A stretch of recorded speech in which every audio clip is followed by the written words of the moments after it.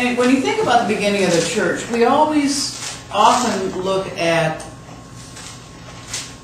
Paul as being the one who really got the church going. Paul is the one who took the missionary trips, and he really did spread the church throughout the Mediterranean. And without Paul's missionary journey, surely the church would have had trouble, and the Christian faith would not have rooted as it did. But interestingly, in this chapter, Peter becomes more prominent. You remember Peter? Peter, who was sort of always kind of a little behind the eight ball, and Peter, who at the end of Jesus' life, in the Gospel of John, Jesus keeps saying, "Peter, do you love me? Yes, I love you. Peter, do you love me? Yes, I love you. Peter, feed my sheep. Do you love me? Feed my sheep." Telling Peter that your job, if you love me, is to give my sheep, my people, the word of who I am. And upon Peter, he said, I build the church. So there's this really interesting dynamic, which I always think of them in separate strains, but there had to have been two real realities going on, because Peter is busy trying to establish the faith himself, as is Paul in his own way. But Peter, according to one commentary, really is the main connection between the risen Lord and the Messianic movement. He's the one who spoke at Pentecost. He was the most direct, because he was one of the apostles. He was one of the most direct links between the risen Christ and the people who ended up following him. And he had a certain charisma, and whether it's the same kind of humble awkwardness that we all identify with when we hear his stories, or whether there was an eloquence that comes out later on when he speaks at Pentecost and in various places in the book of Acts. In Caesarea, there was a man named Cornelius, a centurion of the Italian cohort, as it was called. He was a devout man who feared God with all his household. He gave alms generously to the people and prayed constantly to God. One afternoon, at about 3 o'clock, he had a vision in which he clearly saw an angel of God coming in and saying to him, "Cornelius." He stared at him in terror and said, "What is it, Lord?" He answered, "Your prayers and your alms have ascended as a memorial before God. Now send men to Joppa for a certain Simon who is called Peter. He is lodging with Simon a tanner, whose house is by the seaside."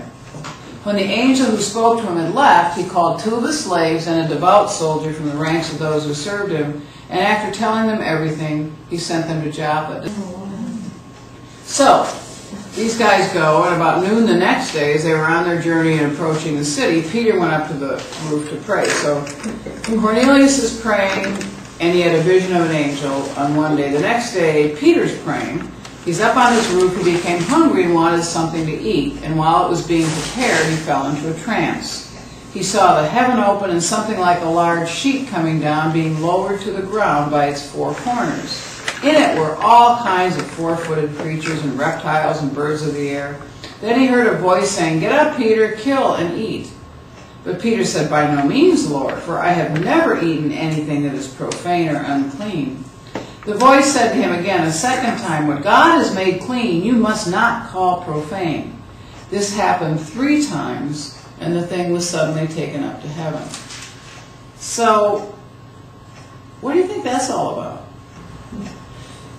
That all kinds of creatures, which would probably mean even pigs who were considered not kosher, and Peter was someone who always obeyed the law, and he knew he was not to eat those. And God said, "What God has made clean, you must not call profane."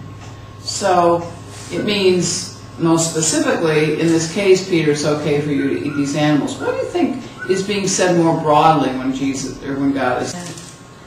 So while Peter was greatly puzzled about what to make of the vision that he had seen, so these guys are coming to see Peter while he's having this vision of all this unclean food, suddenly the men sent by Cornelius appeared. They were asking for Simon's house and were standing by the gate. They called out to ask whether Simon, who was called Peter, was staying there. While Peter was still thinking about the vision, the Spirit said to him, "Look, 3 men are searching for you. Now get up, go down, and go with them without hesitation, for I have sent them." So Peter went down to the men and said, "I'm the one you are looking for. What is the reason for your coming?" He answered, "Cornelius, a centurion, an upright and God-fearing man, was well spoken of by the whole Jewish nation, was directed by a holy angel to send for you to come to his house and hear what you have to say. So if Cornelius is a Roman centurion, part of the Italian cohort, is he apt to be Jewish? Yeah. But how do they describe him? What do we know about him from this passage? Devout. Pardon? Devout. He's devout, a good man, a God-fearing man. So if he's not Jewish, what God is he fearing? I mean, that to me is an interesting question, that they could recognize the devoutness of somebody before God, even if it wasn't the God that the Jews understood as their Yahweh, their own. It's really an interesting, it's not quite a twist, but it really is saying that there were people who were not Jewish who still could worship God, and we know that that God would not have the same names or conversations or rituals associated that the God of the Jewish faith would. But there was a God that this man recognized who was probably not the Jewish God. It is hard. The other huge message we've been talking about all day is that God shows no partiality. And those, how does this guy put it? It's really cool. He says,